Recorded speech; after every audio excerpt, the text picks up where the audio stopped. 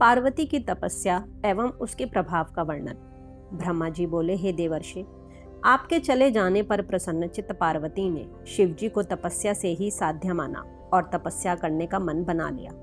तदनंतर पार्वती ने अपनी जया एवं विजया नामक सखियों के द्वारा अपनी माता मेना तथा पिता हिमालय से तप करने की आज्ञा मांगी। उन दोनों सखियों ने सबसे पहले पर्वतराज हिमालय के पास जाकर नम्रता पूर्वक भक्ति भाव से प्रणाम कर पूछा, हे हिमालय, आपकी पुत्री पार्वती जो आपसे कुछ कहना चाह रही है उसे सुनिए। यह आपकी पुत्री अपने शरीर, रूप तथा आपके कुल को भगवान शंकर की आराधना से सफल बनाना चाहती है। वे शंकर तपस्या से ही साध्य हैं, अन्य उपाय से उनका दर्शन संभव नहीं है। हे गिरिराज, इसलिए आपको इसी समय आज्ञा प्रदान करनी चाहिए, जिससे गिरिजा वन में जाकर आदर पूर्वक तपस्या करें। ब्रह्मा जी बोले, हे मुनिश्रेष्ठ, पार्वती की सखियों के द्वारा इस प्रकार पूछे जाने पर गिरिराज भली भांति विचार कर यह कहने लगे, मुझे तो यह बात अच्छी लगती है, परंतु यदि पार्वती की माता को यह बात अच्छी लगे तो ऐसा ही होना चाहिए। यदि ऐसा हो तो इससे बढ़कर और क्या बात हो सकती है। यदि पार्वती की माता को यह बात रुचिकर लगे तो इसमें हम तथा हमारा कुल दोनों ही धन्य हो जाएंगे। इससे बढ़कर और शुभ कारक कौन सी उत्तम बात होगी। इस प्रकार दोनों सखियां पार्वती के पिता के वचन को सुनकर पार्वती की माता से आज्ञा लेने के लिए उनके साथ वहां गईं। हे नारद, पार्वती की माद्या के पास जाकर प्रणाम कर हाथ जोड़कर आदर पूर्वक उनसे यह वचन कहने लगे, हे देवी, आपको नमस्कार है। हे माता, आप पार्वती के वचन को सुने और उसे सुनकर प्रसन्नता पूर्वक स्वीकार करें। आपकी यह पुत्री शिवजी को प्राप्त करने हेतु तपस्या करना चाहती है। इसे तप करने की आज्ञा पिता से प्राप्त हो गई है, अब आपसे पूछ रही है। हे पतिव्रते, यह उत्तम पति प्राप्त करने हेतु अपने स्वरूप को सफल बनाना चाहती है, अतः यदि आपकी आज्ञा हो तो वो यह तपस्या करे। ब्रह्मा जी बोले, हे मुनीश्वर, इस प्रकार कहकर सखियां चुप हो गईं। मैना यह बात सुनते ही खिन्न मन वाली हो गई और उन्होंने इस बात को अस्वीकार कर दिया। तब वे पार्वती शिवजी के चरण कमलों का ध्यान कर हाथ जोड़कर विनम्र चित्त होकर अपनी माता से स्वयं कहने लगी, हे माता, मैं महेश्वर को प्राप्त करने के लिए प्रातःकाल तपस्या हेतु तपोवन जाना चाहती हूँ, अतः आप मुझे जाने के लिए आज ही आज्ञा प्रदान कीजिए। ब्रह्मा जी बोले, पुत्री की यह बात सुनकर मेना दुखी हो गई और विकल होकर पुत्री को अपने पास बुलाकर कहने लगी, हे शिवे, हे पुत्री, यदि तुम दुखी हो और तपस्या करना चाहती हो तो घर में ही तपस्या करो। हे पार्वती, अब बाहर मत जाओ। जब मेरे घर में ही सब देवता, तीर्थ तथा समस्त क्षेत्र विद्यमान हैं, तो तप करने के लिए तुम अन्यत्र कहाँ जा रही हो। हे पुत्री, तुम हठ मत करो और ना तो कहीं बाहर जाओ। तुमने पहले क्या सिद्ध कर लिया और अब क्या सिद्ध करोगी। हे वत्से, तुम्हारा शरीर कोमल है और तपस्या तो बड़ा कठिन कार्य है, इसलिए तुम यहीं तपस्या करो, कहीं बाहर मत जाओ। मनोकामना की पूर्ति के लिए स्त्रियों के वन जाने की बात तो मैंने नहीं सुनी है, इसलिए हे पुत्री, तपस्या करने के लिए वन गमन का विचार मत करो।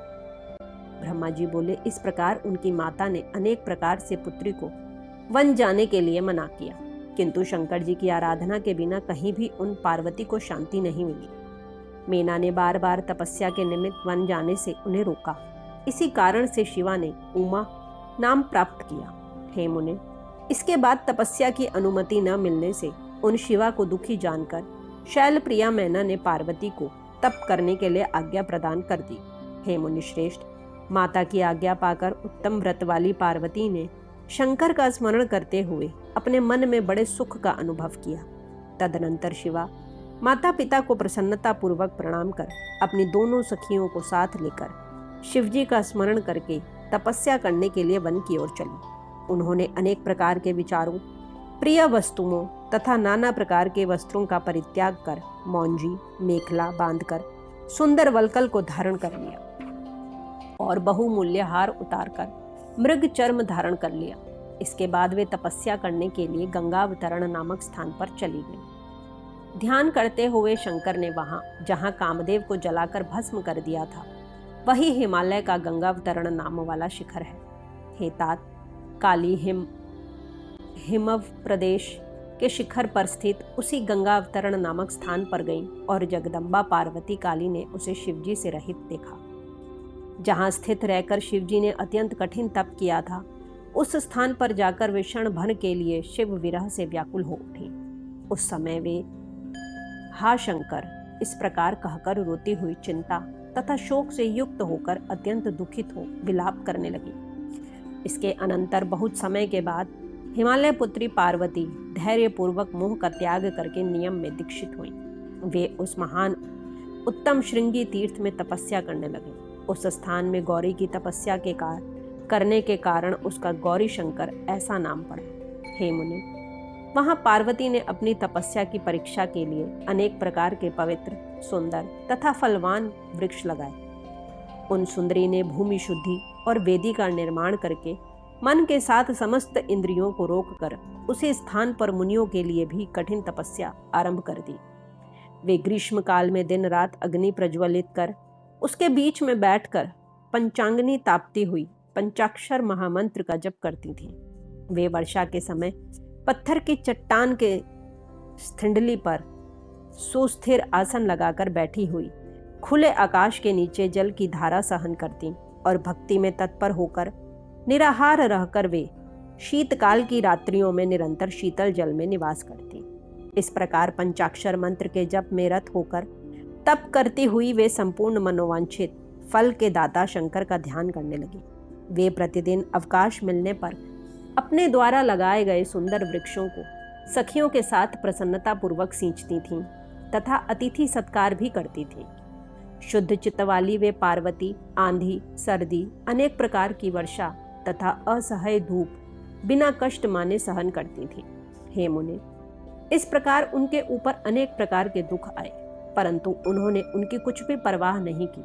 वे केवल शिव में मन लगाकर वहां स्थित थी। इस प्रकार तप करती हुई देवी ने पहले फलाहार से, फिर पत्ते के आहार से क्रमशः उनके अनेक वर्ष बिताए। तदनंतर हिमालय पुत्री शिवा देवी पत्ते भी छोड़कर सर्वथा निराहार रहकर तपस्या में लीन रहने लगी। जब उन हिमालय पुत्री शिवा ने पत्ते खाना भी छोड़ दिया, तब वे शिवा देवताओं के द्वारा अपर्णा कही जाने लगी। इसके बाद पार्वती भगवान शिव का ध्यान करके एक पैर पर खड़ी होकर पंचाक्षर मंत्र का जप करती हुई कठोर तपस्या करने लगी। उनके अंग चीर और वल्कल से ढके थे। वे सिर पर जटाजूट को धारण किए हुए थी। इस प्रकार शिवजी के चिंतन में लगी हुई पार्वती ने तपस्या के द्वारा मुनियों को भी जीत लिया।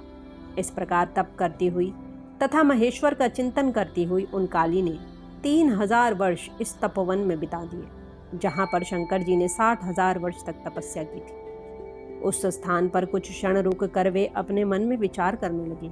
हे महादेव, क्या आप तपस्या में संलग्न हुई मुझे नहीं जानते, जो कि मुझे तपस्या में लीन हुए इतने वर्ष बीत गए, फिर भी आपने मेरी सुधि न ली।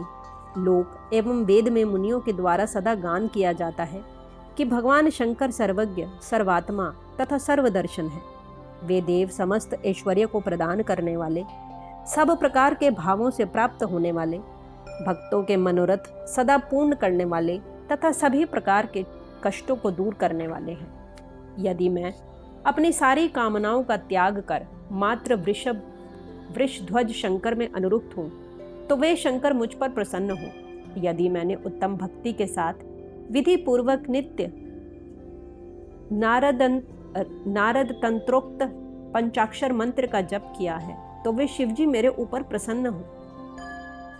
यदि मैंने विकार रहित तो होकर भक्ति पूर्वक सर्वेश्वर शिव का यथोक्त चिंतन किया है, तो वे शंकर मुझ पर परम प्रसन्न हो। इस तरह नित्य अपने मन में सोचती हुई उन्होंने नीचे की ओर मुख किए एवं जटावल्कल धारण कर निर्विकार होकर दीर्घ काल तक तप किया।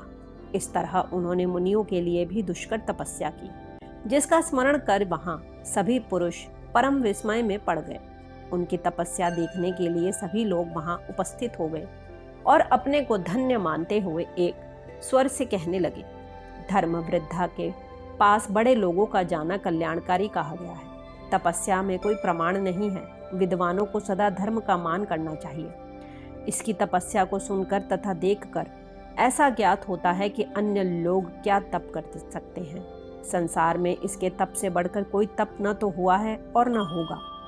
इस प्रकार कहते हुए पार्वती के तप की प्रशंसा कर कठोर अंग वाले वे तपस्वी तथा अन्य जन प्रसन्न हो अपने अपने स्थानों को चले गए। ब्रह्मा जी बोले, हे महेश, अब आप जगदम्बा पार्वती की तपस्या के अन्य बड़े प्रभाव को सुनिए, जो महान आश्चर्यजनक चरित्र है। पार्वती के आश्रम में रहने वाले समस्त जंतु, जो स्वभाव से ही परस्पर विरोधी थे, वे भी उनकी तपस्या के प्रभाव से वैर रहित हो गए। निरंतर राग आदि दोष से युक्त रहने वाले वे सिंह और गौ आदि भी वहां उनकी तपस्या की महिमा से परस्पर बाधा नहीं पहुंचाते थे। हे मुनिश्रेष्ठ, मारजार, मूषक आदि भी जो स्वभाव से आपस में वैर करने वाले हैं, वे भी एक दूसरे के प्रति कभी विकार भाव नहीं रखते थे। हे मुनि सत्तम, वहां फल युक्त वृक्ष, विविध प्रकार के तृण और विचित्र पुष्प उत्पन्न हो गए।